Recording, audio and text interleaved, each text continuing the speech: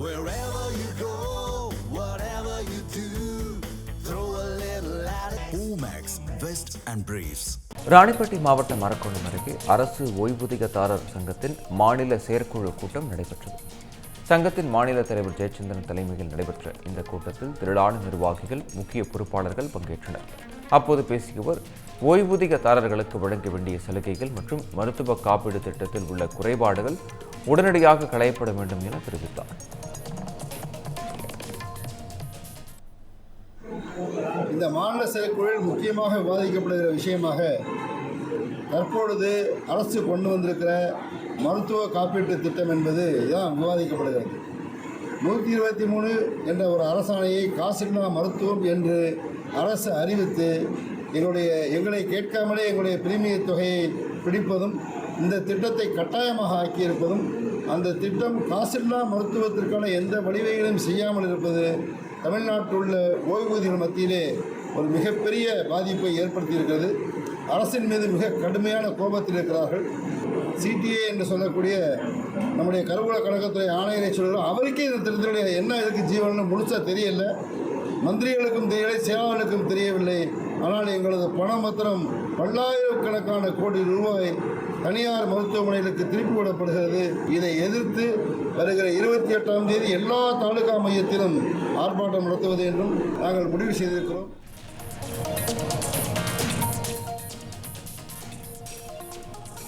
தஞ்சாவூர் ஊராட்சி ஒன்றிய அலுவலகத்தின் சத்துணவு பிரிவில் சஸ்பெண்ட் ஊழியர் பணியாற்றிய வீடியோ இணையத்தில் வெளியாகி அதிர்ச்சியை ஏற்படுத்தியது.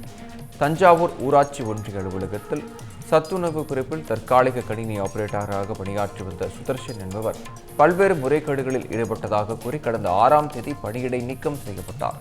இந்நிலையில் அலுவலகத்திற்கு வந்து பணியாற்றிய சுதர்ஷனிடம் ஏன் வேலைக்கு வந்தாய் என கேட்டு ஊழியர்கள் தகராறில் ஈடுபட்டனர். இது தொடர்பான வீடியோ சமூக வலைதளங்களில் வைரலாகி வருகிறது. சார், உங்களை டிஸ்மிஸ் பண்ணியிருக்காங்க. நீங்கள் எப்படி இங்கே வந்து உட்காந்து அபிஷியலாக நீங்கள் எப்படி இங்கே வந்து வேலை பார்க்குறீங்க?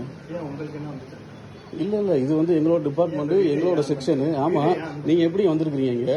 நீங்கள் ஃபஸ்ட்டு யாருக்கிட்ட இங்கே வந்து வேலை பார்க்குறீங்க? நீங்கள் எப்படி நீங்கள் வந்து இப்போ இங்கே வந்து அலோவ் பண்ணியிருக்கீங்க? யார் வந்து பர்மிஷன் வந்து கொடுத்தா? என்னடா என்ன நீ எப்படி அங்கே வேலை பார்க்கலாம்?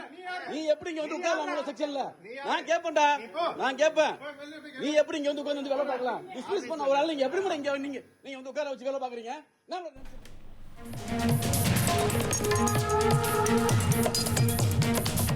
ஈரோட்டில் குட்கா விற்பனையில் ஈடுபட்ட குஜராத் மாநிலத்தவரை போலீசார் கைது செய்தனர். சத்யா வீதியில் குட்கா பொருட்கள் பதுக்கி வைக்கப்பட்டு விற்பனை செய்யப்படுவதாக போலீசாருக்கு தகவல் கிடைத்தது. அதன் பேரில் சோதனை நடத்திய போலீசார் 471 கிலோ குட்கா பொருட்களை பறிமுதல் செய்தனர்.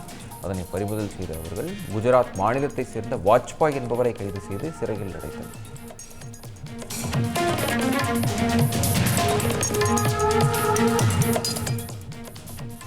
நாமக்கல் மாவட்டம் ராசிபுரம் கைலாசநாதர் கோயிலில் நடந்த 63 பெருவிழாவில் திரளான பக்தர்கள் பங்கேற்றனர்.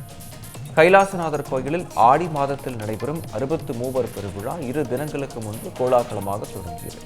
குரு பூஜை, ஆன்மீக சொற்பொழிவுகள் நடைபெற்ற நிலையில் விழாவில் முக்கிய நிகழ்வான 63 பெருவிழாவை ஒட்டி 12 திருமுறைகள் அடங்கிய புனித நூல்களை சிவனடியார்கள் தலைமீது சுமந்து ஊர்வலமாக சென்றனர். அதனையடுத்து 63 நாயன்மார்களின் உற்சவ திருமேனிகள் மலர் அலங்காரத்துடன் சப்பரங்களில் உலா வந்த பக்தர்களுக்கு அருள் பாலித்தன.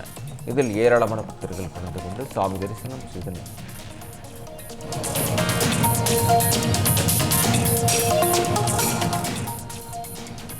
தூத்துக்குடி மாவட்டம் கோவில்பட்டியில் முகமூடி அணிந்தபடி சுற்றித் திரிந்த மர்ம நபர்களால் பொதுமக்கள் அச்சமடைந்தனர்.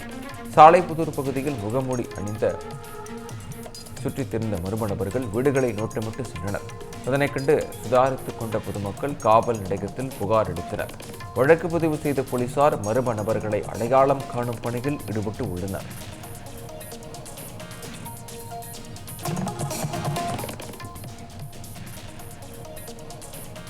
மதுரை மாவட்டம் பாலமேடு அருகே புதிதாக தார் சாலை அமைக்கும் பணிக்கு முன்னாள் ராணுவ வீரர் எதிர்ப்பு தெரிவித்துள்ளார். எம்ஆர்எம் நகரில் சாலை அமைக்கும் பணி நடைபெற்றுக் கொண்டிருந்த போது அங்கு வந்து அழகர் சாமி என்ற முன்னாள் ராணுவ வீரர் பணியை தடுத்து நிறுத்தி வாக்குவாதத்தில் ஈடுபட்டார். அப்போது பேசியவர் தனது தெருவில் சாலை அமைக்க கோரி 1 ஆண்டாக தெரிவித்தும் கண்டுகொள்ளாத அதிகாரிகள் இங்கு சாலை அமைப்பது ஏன் என கேள்வி எழுப்பினார். இந்த ரோடு வந்து தரம் இல்லாம தான் போட்டிருக்காங்க. அந்த ரோட்டுக்கு ஊத்த வேண்டிய அந்த தாரெல்லாம் ஊத்தவே இல்லை. பாருங்க, நல்லா பாருங்க எப்படி போட்டிருக்காங்க. இதே மாதிரி எங்க பக்கத்துல சாக்கடை வந்து 2 மீட்டருக்கு உயரமா கட்டினாங்க. அங்கே ரோடு போடணும், அங்கே ரோடு போடல. அங்க வீட்டுக்கு மேல போறவங்க பூரா உருண்டு விழுந்து படுத்து மேல அந்த மாதிரி ரோடு வீட்டை சேர்றான். உயரமா அவ்வளவு உயரமா போட்டிருக்காங்க. அங்கே வந்து ரோடு போடணும், இதுவரை போடல. இது பஞ்சாயத்து போர்டுலையும் பேரூராட்சியிலையும் பல தடவை சொல்லியாச்சு, யாரும் கேட்கல.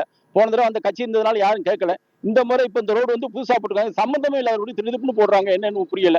இன்னைக்கு பார்த்தா இந்த ரோட்டை போட்டுக்கிட்டு இருக்காங்க கட்டாங்கன்னு. இது வந்து தரம்லாம் ரோடா போட்டுக்கிட்டு இருக்காங்க. இது வந்து தக்க நடவடிக்கை எடுக்கணும்னு சொல்லிட்டு அரசாங்கத்துக்கு நான் ஒரு வேண்டுதல் விட்டுக்கிறேன்.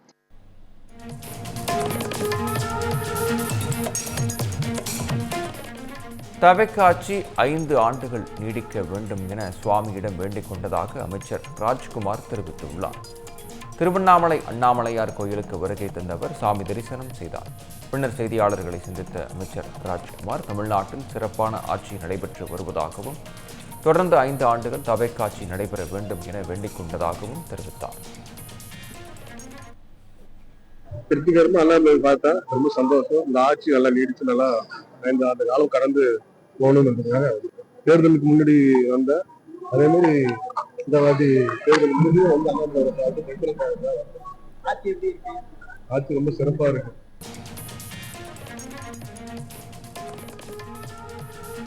திருச்செந்தூர் சட்டமன்ற தொகுதியில் தவிகவினர் 2 அணிகளாக செயல்பட்டு வரும் நிலையில் காவல் நிலையத்தில் 2 தரப்பினரும் மாறி மாறி புகார் அளித்தனர். பிரைட்டர் என்பவர் கட்சியின் மாவட்ட செயலராக உள்ள நிலையில் இவர் ஒரு அணியாக திருச்செந்தூரில் தவிக வேட்பாளராக அறிமுகம் செய்யப்பட்ட முருகன் தலைமையில் ஒரு அணியும் உருவாகியுள்ளது. இந்நிலையில் உடன்குடியில் 2 தரப்பினருக்கும் இடையே வாக்குவாதம் ஏற்பட்ட நிலையில் குலசேகரப்பட்டினம் காவல் நிலையத்தில் புகார் அளிக்கப்பட்டது. தமிழக வெற்றி கழக நிர்வாகிகள் வந்து ஒரு பொய்யான புகாரை கொடுத்துட்டாங்க. கட்சிக்கு களங்கம் விளைவிக்கக்கூடிய வகையில செயல்படுறதாக ஒரு கம்ப்ளைண்ட் கொடுத்துட்டாங்க. உண்மையில நாங்க கட்சிக்கு எந்த களங்கமும் விளைவிக்கல. கட்சி தலைவர் தளபதி விஜய் அவர்கள் அறிவித்த வேட்பாளருக்கு உண்மையாக தொண்டாற்றினதை தவிர வேற எந்த தவறும் நாங்கள் செய்யலை.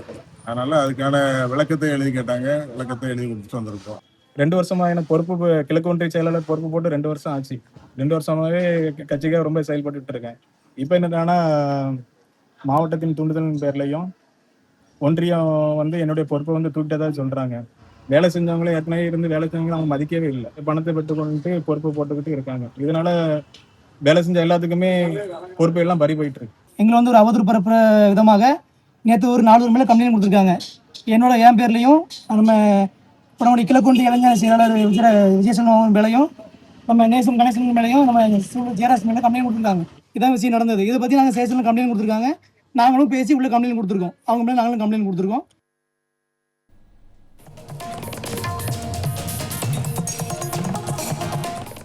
திருவண்ணாமலை மாவட்டம் செங்கத்தில் உள்ள பச்சையம்மன் கோயிலில் தீமிதி திருவிழா கோலாகலமாக நடைபெற்றது.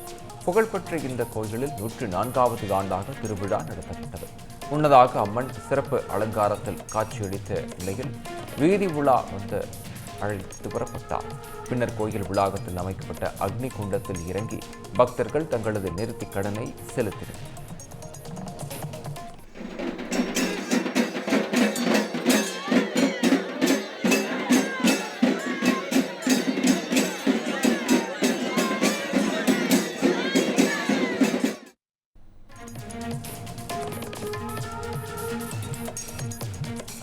அரசு போக்குவரத்து கழகங்களில் புதிய பேருந்துகளை வாங்க வேண்டிய அதிகாரிகள் பழைய பேருந்துகளை புதுப்பிக்கின்றனர் என போக்குவரத்து ஊழியர்கள் சம்மேளனத்தின் பொதுச் செயலர் குற்றம் சாட்டியுள்ளார். சேலத்தில் போக்குவரத்து கழக தொழிலாளர்களின் சம்மேளனம் சார்பில் கவன ஈர்ப்பு மாநாடு நடைபெற்றது. இதில் பங்கேற்ற மாநில பொதுச் செயலர் ஆறுமுக நயினார் செய்தியாளர்களை சந்தித்து பேசினார்.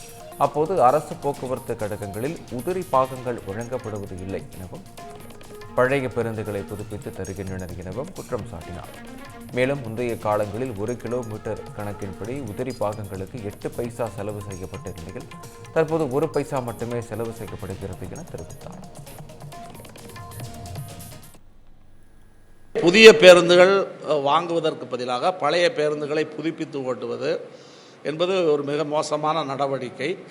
ரெண்டாவது, இதற்கு தேவையான உதிரி பாகங்களும் வாங்கி கொடுப்பது கிடையாது. 1 கிலோமீட்டருக்கு 8 பைசா ஒரு காலத்தில் உதிரி பாகங்களுக்காக செலவு செய்யப்பட்டது. இன்றைக்கு உதிரி பாகங்களுக்காக செலவு செய்யப்படுவது ஒரு கிலோமீட்டருக்கு 1 பைசா தான். எங்களுடைய தொழிலாளர்கள் மிக கஷ்டப்பட்டு இந்த பேருந்துகளை இயக்கி கொண்டிருக்கின்றார்கள்.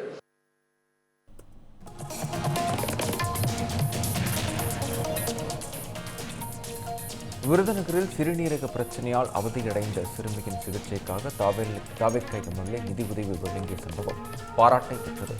செல்வராஜ் சின்னம்மாள் தம்பதியின் 6 வயது மகள் சிறுநீரக பிரச்சனையால் அவதியடைந்திருந்தார். இவரது சிகிச்சைக்காக பணம் தேவைப்பட்டதால் தவேக்கா சார்பில் நிதி அளிக்கப்பட்டது. அதன்படி விருதுநகர் எம்எல்ஏ SP செல்வம் 1,31,000 ரூபாய் நிதி வழங்கினார். பின்னர் செய்தியாளர்களை சந்தித்த அவர் சிறுமிக்கு உயர் சிகிச்சை வழங்க நடவடிக்கை எடுக்கப்படும் என தெரிவித்தார். அந்த ஹரிணின்ற பொண்ணுக்கு 6 வயசு தான் பொண்ணுக்கு ஆகுது. கிட்னி ப்ராப்ளமாக இருக்குது. மனு கொடுத்துருந்தாங்க. அவங்களுக்கு ஒரு கிட்னியை உடனடியாக அறுவை சிகிச்சை பண்ணணும்னு கேட்டிருக்கிறாங்க. ஒரு 10 லட்ச ரூபா கிட்ட செலவாகும்னு சொன்னாங்க. ஒரு 1,31,000 ரெடி பண்ணி அப்புறம் அவங்களுக்கு உண்டான அறுவை சிகிச்சையும் அந்த ஹாஸ்பிட்டலில் பேசி ரெடி பண்ணி கூட இருந்து அதை பண்ணி கொடுக்குறோன்னு சொல்லியிருக்கிறோம். மாண்புமிகு தமிழ்நாடு முதலமைச்சர் அவங்க நம்பி ஒரு வீடியோ அவங்க வெளியிட்டிருந்தாங்க. இனிமேல் நீங்கள் எங்கேயும் அலைய வேணாம், நாங்களே பார்த்துக்குறோன்னு சொல்லியிருக்கிறோம். கண்டிப்பாக மாண்புமிகு முதலமைச்சர் அவர் கவனத்துக்கு எடுத்துகிட்டு போய் அந்த ஹரிணின்ற பொண்ணை கண்டிப்பாக நாங்கள் காப்பாற்றி கொடுக்கின்றோம்.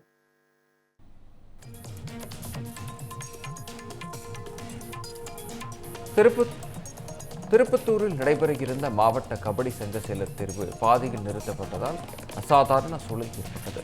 அமெச்சூர் கபடி கழகம் சார்பில் மாவட்ட செயலரை தேர்வு செய்யும் போட்டி ஜோலார்பேட்டையில் நடத்தப்பட்டது.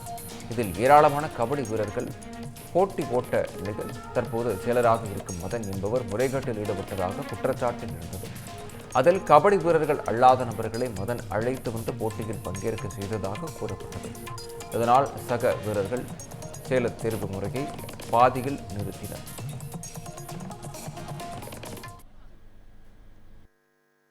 இந்த தேர்வு முகாமில் பார்த்தீங்கன்னா புதிதாக ஒரு 100-150 டீம் புதுசாக இறங்கியிருக்கிறாங்க. ஆனால் அவங்க இது வரைக்கும் விளையாடி நாங்கள் பார்த்ததே கிடையாது. ரிஜிஸ்டர் பண்ண டீம் மட்டும் விளையாடினாலே குறைஞ்சபட்சம் திருப்பத்தூர் மாதிரி 50 டீம் மட்டும் தான் இருக்கும். அந்த 50 டீம் ஓட்டு போட்டாலே புதிய தலைவர்களை, துணைத் தலைவர், செக்ரட்டரி எல்லாருமே தேர்ந்தெடுக்கலாம். ஆனால் அதுக்கான முயற்சி பண்ணாமல் இதுக்கு முன்னாடி இருந்த பிரச்சனை எப்படி இருந்துச்சோ அவங்களே திருப்பி வரணுன்றதுக்காக புதிய டீம்களை கூப்பிட்டு வந்து இங்கே அலோவ் பண்ணுறாங்க. அந்த டீமெல்லாம் எதுவுமே வரக்கூடாதுன்னு நாங்கள் இந்த மேட்சை நிற்க வச்சிருக்கிறோம். விருதாச்சலம் தொகுதி மக்களின் கோரிக்கைகளை கட்டாயம் நிறைவேற்றுவேன் என தேமுதிக எம்எல்ஏ பிரேமலதா விஜயகாந்த் தெரிவித்தார். பள்ளி நிகழ்ச்சியில் பங்கேற்ற அவர் சாத்துக்கூடல் நெல் கொள்முதல் நிலையத்தை நேரில் ஆய்வு செய்தார். பின்னர் செய்தியாளர்களை சந்தித்த அவர் விருதாச்சலம் தொகுதியை தனி மாவட்டமாக அறிவிக்க வேண்டும் என மக்கள் கோரிக்கை விடுத்ததாகவும் அது நிறைவேறும் முயற்சிப்பேன் எனவும் தெரிவித்தார். விருதாச்சலம் என்னுடைய தொகுதியில கடந்த 3 நாட்களாக அனைத்து பகுதிகளுக்கும் சென்று ஆய்வு செய்து கொண்டிருக்கிறேன். இன்றைக்கு 3வது நாளாக நெல், அதாவது அரசாங்கத்தினுடைய நெல் களஞ்சியம் அந்த இடத்துக்கு போனோம். அது மட்டும் கிடையாது, இன்னைக்கு கிராம பகுதிகளுக்கெல்லாம் சென்று குறை கேட்பு நாள் மாதிரி மக்களை அனைவரையும் திரட்டி மனுக்களை வாங்கி அவங்க குறையெல்லாம் நம்ம கேட்டிருக்கோம். எல்லாருமே நிறைய கோரிக்கைகள் வைக்கிறாங்க. நான் தினந்தோறும் ஒரு 500 மனுக்கள் மேல இன்னைக்கு வாங்குற ஒரு நிலைமை இன்னைக்கு விருதாச்சலத்துல இருக்கு. ஏன்னா அந்த அளவு இங்க தேவைகள் இருக்கு. அப்போ ஒவ்வொரு ஊர்லயும் நம்ம போகும்போது ரோடு இல்ல, தண்ணி இல்ல, வீடு இல்ல, பட்டா இல்ல, தெரு விளக்குகள் இல்லை. கட்டாயமாக விருதாச்சலம் தொகுதிக்கு நான் கொடுத்த வாக்குறுதிகளை நிறைவேற்று. அதுல ஃபர்ஸ்ட் பிரியாரிட்டி மீண்டும் சொல்ற விருதாச்சலத்தை மாவட்டமாக அறிவிக்க வேண்டும் என்பதான் ஒட்டுமொத்த மக்கள்.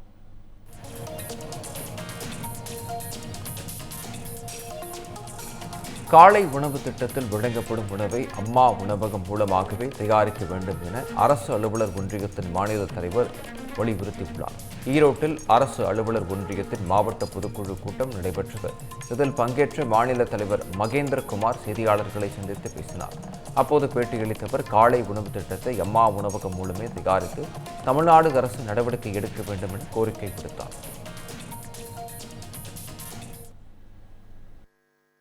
அவுட் சோர்சிங்ல சென்ட்ரலைஸ் கிச்சன் கொடுத்துருக்கீங்க. அவுட் சோர்சிங் யாரு? கான்ட்ராக்ட் பேஸ்ல வெளியே இருக்கிற ஆட்கள். வெளியே இருக்கிற ஆட்கள் என்ன செய்யறாங்க? கிச்சனை ஒரு இடத்துல ரெடி பண்ணி அங்க ஃபுட்டை ரெடி பண்ணி மற்ற இடங்களுக்கு காலை உணவு திட்டத்துக்கு சப்ளை பண்ணாங்க. அங்க கேட்கக்கூடிய ஒரே கேள்வி, நீங்க அவுட் சோர்சிங்ல 50-100 செலவு பண்ணி அந்த சாப்பாட்டுல தரம் இல்லைன்னு முதலமைச்சரே குற்றச்சாட்டு சொல்ற அளவுக்கு அவுட் சோர்சிங் இருக்கு. இந்த திட்டங்களுக்கு உணவுகள் அம்மா உணவு மூலம் அனுப்பப்பட வேண்டும். அம்மா உணவு பலனாளிகளின் பணி பாதுகாப்பு உறுதிப்படுத்த வேண்டும்.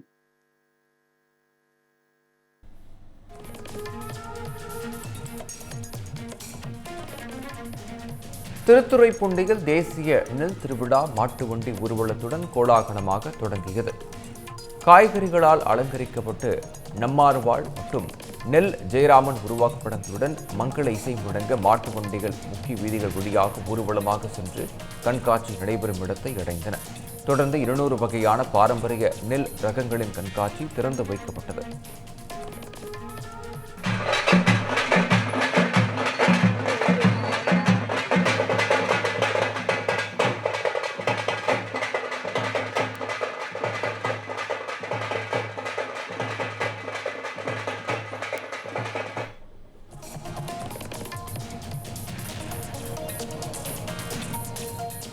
தஞ்சை மாவட்டம் கும்பகோணத்தில் புதிய குடும்ப அட்டைகள் வழங்கும் நிகழ்ச்சியில் அமைச்சர் வினோத் பங்கேற்றார். வருவாய் கோட்டாட்சியர் அலுவலகத்தில் 1000 குடும்ப அட்டைகள் வழங்கும் நிகழ்ச்சி நடைபெற்றது. இதில் வேளாண் துறை அமைச்சர் வினோத் கலந்து கொண்டு பயனாளிகளுக்கு குடும்ப அட்டைகளை வழங்கினார். மக்களோட பல சேவைகள் அவங்களோட தேவைகள் இருந்து உடனே சேவைகள் அந்த மக்களுக்கு உடனே கொடுக்கறது தான் இந்த தமிழ்நாடு அரசு நோக்கம். இன்றைக்கி பார்த்தீங்கன்னா கிட்டத்தட்ட ஒரு 1000 குடும்பங்களுக்கு மேலே அவங்களுக்கு குடும்ப அட்டை இன்று நாங்கள் வழங்கினோம்.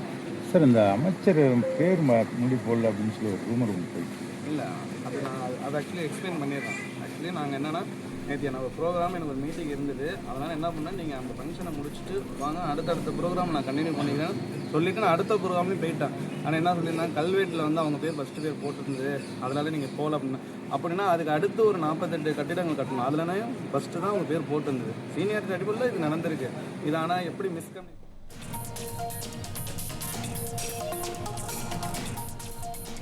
சிவகங்கை மாவட்டம் காரைக்குடி அருகே கோயிலுக்கு பழமை மாறாமல் மாட்டு வண்டிகளில் 18 பட்டி நாட்டார்கள் பயணம் செய்தனர்.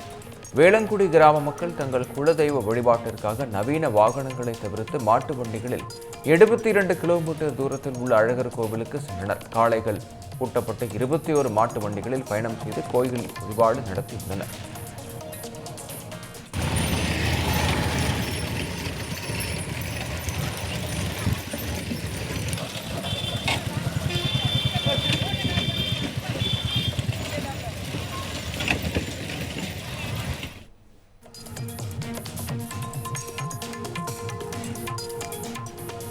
அம்பத்தூர் தொகுதியில் நடைபெற்று வரும் குடியிருப்பு மற்றும் திருமண மண்டப கட்டுமான பணிகளை விரைந்து முடித்து மக்கள் பயன்பாட்டிற்கு கொண்டுவர அதிகாரிகளுக்கு வீட்டு வசதி வாரிய தலைவர் பெரம்பூர் சிவா உத்தரவிட்டார்.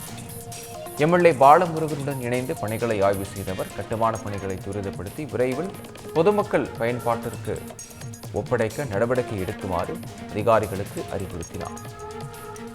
ஃபஸ்ட்டு அங்கே பாடிக்குப்பம் அந்த வீட்டுக்கு போயிட்டு வந்திருக்கோம். ஸோ அங்கே 3 BHK வீடு கட்டியிருக்காங்க. ஒரு 80 வீடு அங்கே கட்டி வச்சுருக்காங்க. பட் ரெண்டாவது இங்கே மண்டபம் வந்திருக்கோம். மண்டபம் நல்ல ஸ்பேசஸாக 600 பேர் சீட்டர்ஸ் எல்லாமே இருக்குது. கொஞ்சம் கோவிட்லேருந்து அதை யூஸ் பண்ணாமல் வச்சுருக்காங்க. ஸோ அது கொஞ்சம் இது பண்ண சொல்லியிருக்கேன். இப்போ தான் பொறுப்பு எடுத்திருக்கேன். ஒரே ஒரு அப்ளிகேஷன் சிசி கம்ப்ளீட் சர்டிஃபிகேட் மட்டும் வாங்கணும். அது இன்னொரு 1 வீக்கில் வந்துடும். அது வந்ததுக்கப்புறம் சிஎம்க்கு வச்சு அதை இனாகிரேஷன் பண்ணுறதுக்கான வேலையை பார்க்குறோம். இந்த மாதிரி யூஸ்ஃபுல்லான இன்ஃபர்மேஷன்ஸை தெரிஞ்சுக்க தமிழ் ஜனம் சேனலை சப்ஸ்கிரைப் பண்ணுங்கள்.